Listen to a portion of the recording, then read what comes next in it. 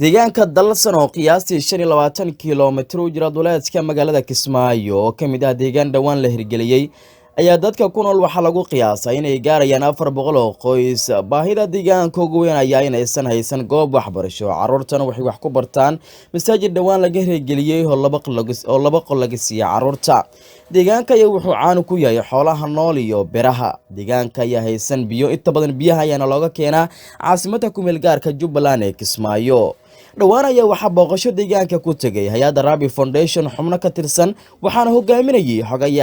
xogayaha hay'adda Ciise Aadan Fartaag, iyadoona halkaasi ka dhigaysteen baahida deegaanka ka jirta. ugu horreyn waxaa halkaasi ka hadlay odayaasha deegaanka iyagoona sheegay baahida ugu weyn ee deegaanka. Assalaamu calaykum waraxmatullaahi wabarakaatuh. maanta waxaan joognaa si sharaf leh bana loo soo dhaweeyey, si sharaf leh ilmihii loo arkay hay'adda wiilashii ka socday way arkeen. waxaa loo baahan yahay qabasho, aan loo baahan yahay iskoolka sidii loogu dhisi lahaa, sidii buug loogu heli lahaa, macallimiinta sidii dhaqaale caawinaada loogu siin lahaa. intaas baan sheegaynaa. waxaan kaloo idinku soo dhaweynayaa odayaashii xaajiga oo isagana guddoomiye ka macallinkii oo meesha jooga, dee ayagana kusoo dhaweynaya. aniga waxaan ahaa isku xire isu keena hay'adda iyo tuulada. waa kaas sidaasna u baxay. Assalaamu calaykum waraxmatullaahi wabarakaatuh. السلام عليكم ورحمة الله تعالى وبركاته. معلمك dugsiga meesha ka dhiga waxaan aad ugu faraxsanahay booqashada hay'adda soo booqatay. waxaan aad ugu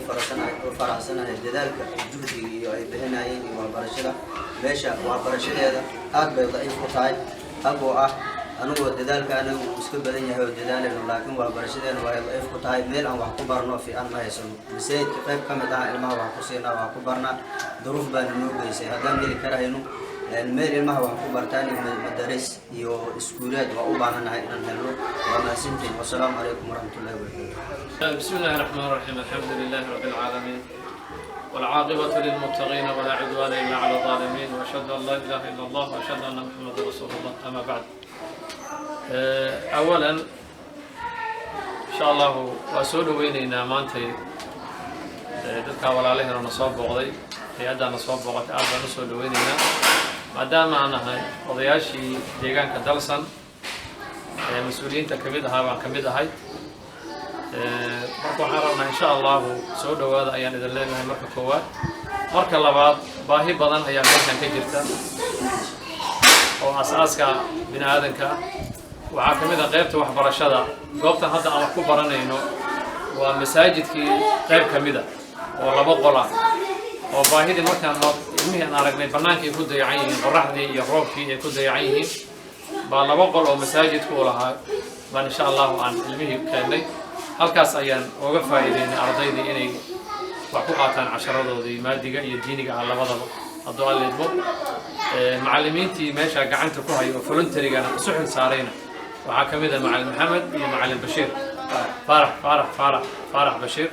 labadaa macallin ayaa ka mid ah iyo nin kaloo hadda naga maqan oo saddexaad.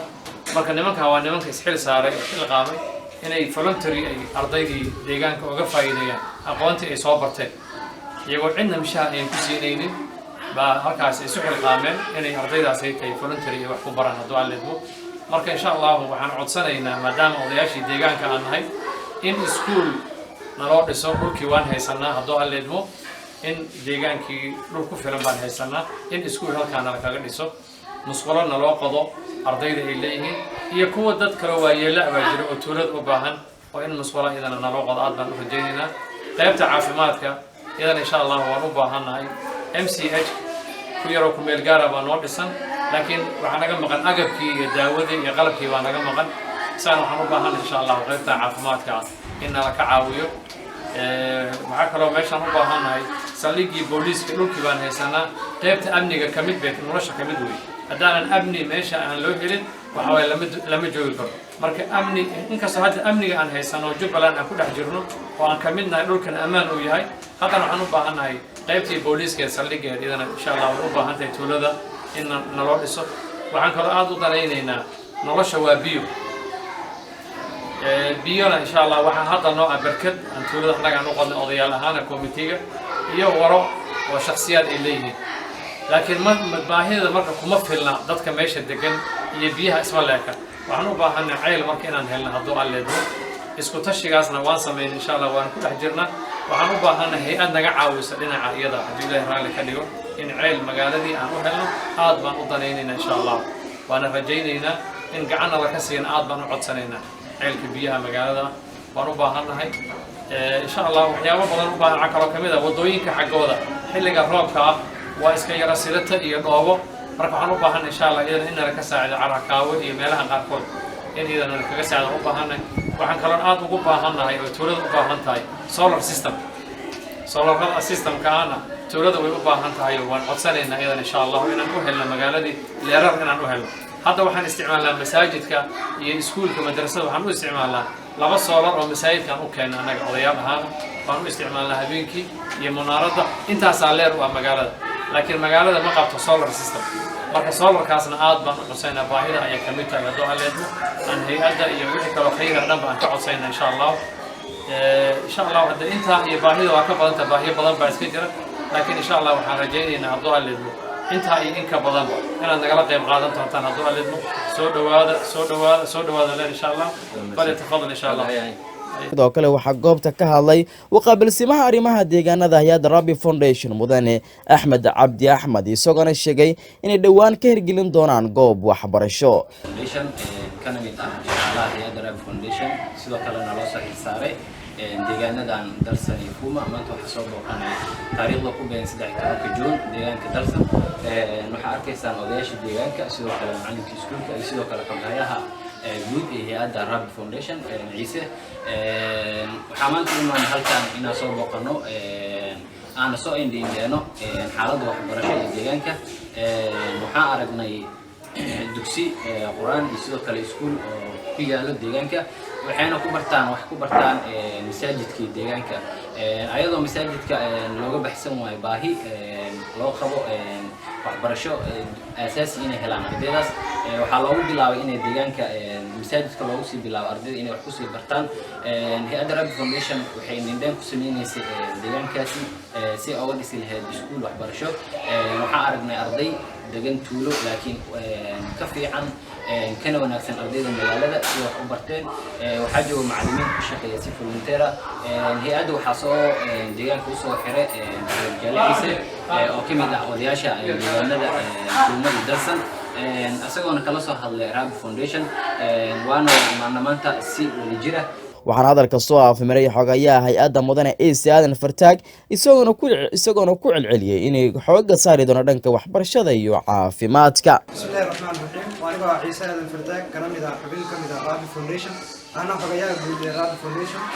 maanta waxaan soo booqanay oo si shaqo ah ku deegaanka Dalsan si qurux badan oo la soo dhaweeyay dhammaan dadka Dalsan jooga aad baan ugu mahadcelinaynaa shaqada aan u imaanana waxaad u maraysaa inay gabagabo tahay waxaan u imaanaa anaga ahaan inaan fiirino halka ay wax ku bartaan dadka reer Dalsan iyo baahiyada jira deegaan walba oo cusub waxaan naqaanaa inuu u baahan yahay adeegyada aasaasiga dadka u baahan yihiin reer Dalsan waxay xaq u leeyihiin inay helaan wax reer Kismaayo ay helaan anaga ahaan risaaladiina waan gudbin doonaa waxaan gudbin doonaa madaxda Rabbi Foundation wax walba aan wax ka qaban karno waxayna kama haran doono insha Allah Dalsan waa ku soo noqon doonaa marar badan si aan xog buuxda uga helno madaxda reer Rabbi way soo booqan doontaa sida quruxda badan ee loo soo dhaweeyay aad baan u mahadsantihiin deegaanka Dalsan waxaan ku amaanaynaa inuu yahay deegaan aad u qurux badan sidoo kale waxaan ku amaanaynaa inuu yahay deegaan dhawaan la soo yeegleelay midda kale kaga duwan deegaanadii ka horeeyay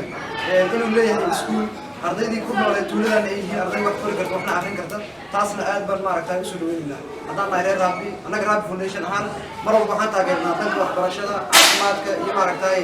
dadka tabaabushaysan inaan wax u qabanno umana horeysa hadda waraa waxaan soo qabanay ay ka mid tahay maaragtay gulaxaaji sidoo kale googoyn ama qaanqaan iyo meelo kale oo fara badan dhanka caafimaadkana waan ka taageeraynay